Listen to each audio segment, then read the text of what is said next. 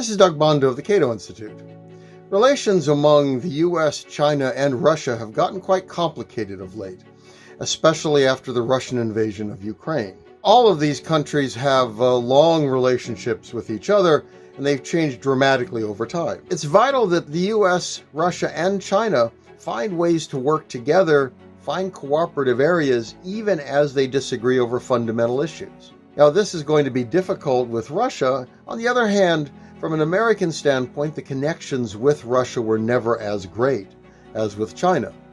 But it's very important for Europe, and Europe is tied to the United States through the NATO alliance. So they are going to have to find in the future in what way to deal with a Russia that remains part of Europe. And even after this terrible war ends, however it ends, Europe is going to be there. Europe is going to be an energy supplier. Russia is going to be an energy supplier.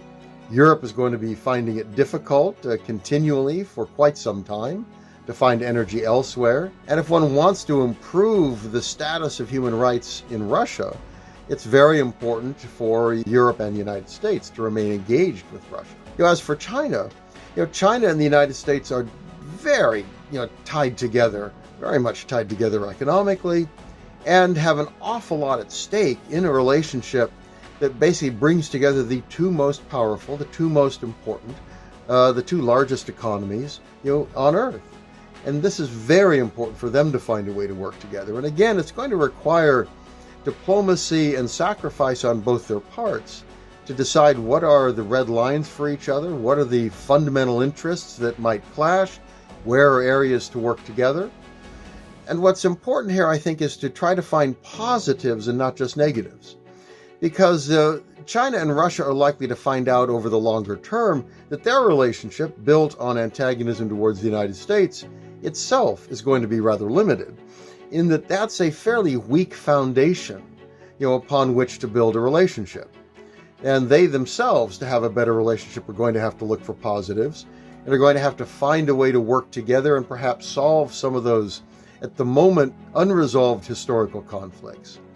And frankly, it's in the interest of all three countries to have better relations among them.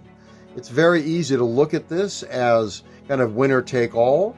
The problem is all these countries have nuclear weapons. They are major geopolitical powers. They span, the European and Asian continents. America is deeply entwined, even though it's kind of off by itself. It's certainly not isolated. It's, part of Asian and European affairs. So in the long term, these three countries will have to work together. And this is going to require an ability to reset relationships and to rediscover diplomacy, and to figure out how one can, for example, decouple on critical economic areas while maintaining an overall positive economic relationship. It's going to require finding an accommodation over potential security challenges like Taiwan, which matters hugely to China, but is also important for the United States. All of these are going to be difficult issues for the future. And all of these countries are going to have to work together. And this, frankly, is going to be the great challenge for the Biden administration, whatever happens in the congressional elections, as well as, for the next administration that comes in 2024. Xi Jinping, is getting his third term. He's going to be around. This will be a major challenge for him. And whatever the future leadership in Moscow, we can't be certain that how Vladimir Putin comes out of this, assuming he remains Russia's leader, he's also going to have to take on these duties. And this will be a challenge for the future that all these countries are going to have to answer.